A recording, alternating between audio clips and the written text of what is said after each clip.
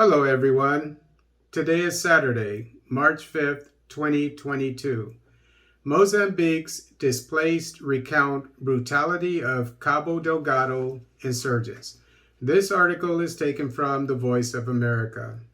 Beheadings, abductions, and entire villages razed. These are the stories told by Mozambicans displaced by attacks from Islamic State-linked militants in northern Cabo Delgado province. The 4-year conflict has left nearly 4,000 people dead and displaced 800,000, half the province's population. Rwandan and Southern African troops have raised hopes for an end to the conflict.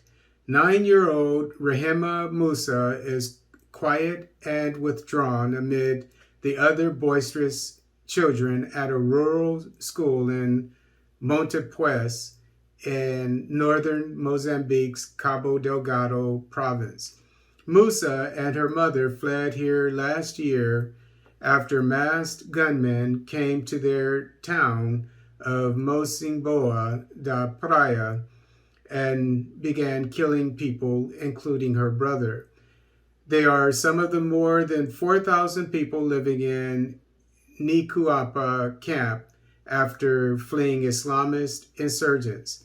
We are faced by hundreds of thousands of IDPs, internally displaced persons, who are victims of conflict around the Cabo Delgado province, especially from the areas of Mocimboa da Praia and Mueda, where insurgents have actually attacked and driven out thousands of people, most of them being children, said Killen Otieno, Chief Operating Officer with Joint Aid Management, JAM, an African aid and development group that is helping the displaced. The displaced in Nikuapa camp tell brutal stories of how the Islamic State-linked militants attacked their villages and murdered their relatives. 62-year-old Zara Alifa Asumani says 2 years ago in Mocimboa da Praia, the militants killed her sister, cut off her tongue, and placed her decapitated head at the family's front door. Asumani's young nephew witnessed his mother's killing from where he was hiding under the bed, but the militants discovered him and took him. He's never been found. Isa Pedro's 16-year-old daughter was also abducted as they fled an attack on the town and was never seen again. I wonder what they're doing with these girls. Aid group JAM's Otieno said their stories are all too common. The amount of abuse, the amount of suffering, human suffering, is devastating. We are hearing stories of women who have been abducted, raped. We're hearing stories of children who've been forced into the war and girls who are missing.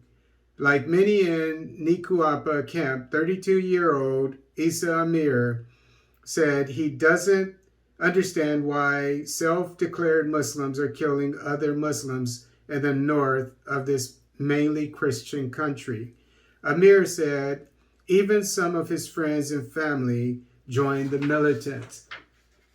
And Mozambique, northern Mozambique, is just one of several African countries fighting an insurgency. We know the others, like CAR, they're having success because of the Russians being there. Mali, the Russians are there, they're having great success.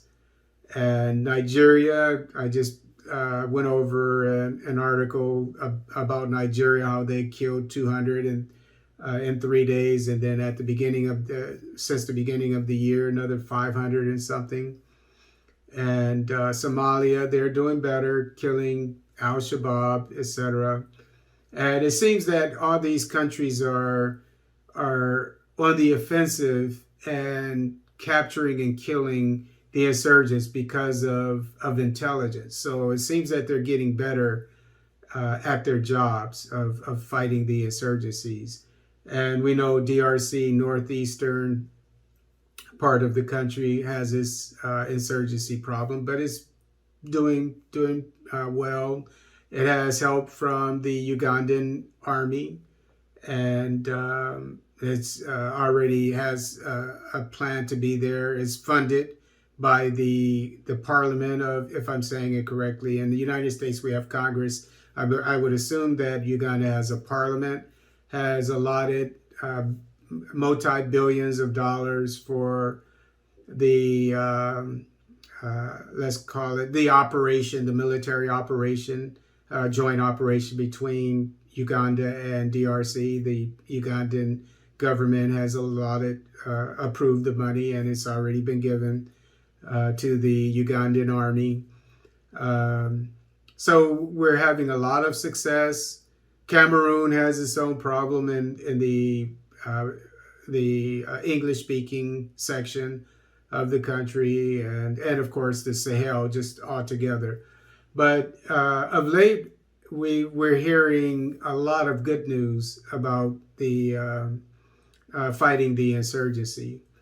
But I hope that things continue to get better. But I still believe that the more boots on the ground that we have, the safer these people will be, especially in villages like this.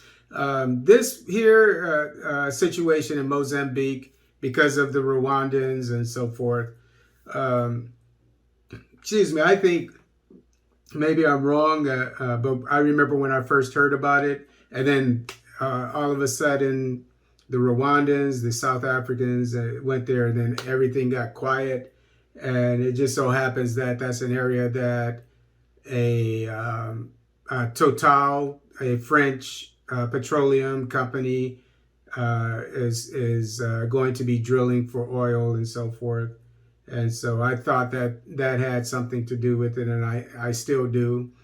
And I was thinking if it would be nice if we had the same sense of urgency in other parts of Africa with insurgencies. But as I said, these militaries in these different areas that I've mentioned are proving themselves equal to the task of fighting the insurgencies.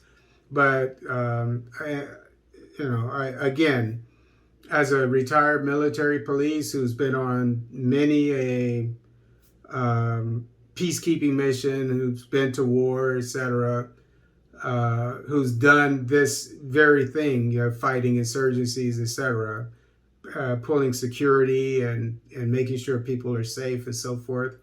I still believe that the more boots on the ground that we have in places like Somalia, and I'll close it with this: instead of having, like the Amazon mission in Somalia, which is doing great things, which has, I think, about 20,000 troops, why not 100,000?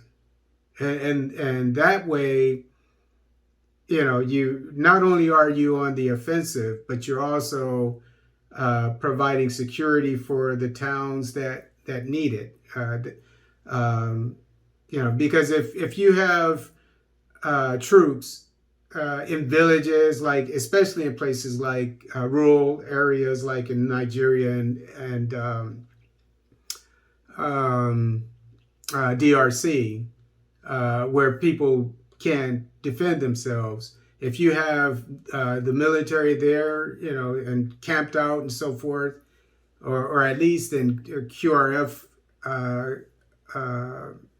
groups, QR, Quick Reactionary Force, which would be nearby, a lot fewer of these assaults on innocent people, where maybe a dozen or a couple of dozen villagers are killed by these insurgents. And so again, I still believe we need more boots on the ground, but hopefully I'm proven wrong with more developments like what I've been seeing in the last couple of weeks.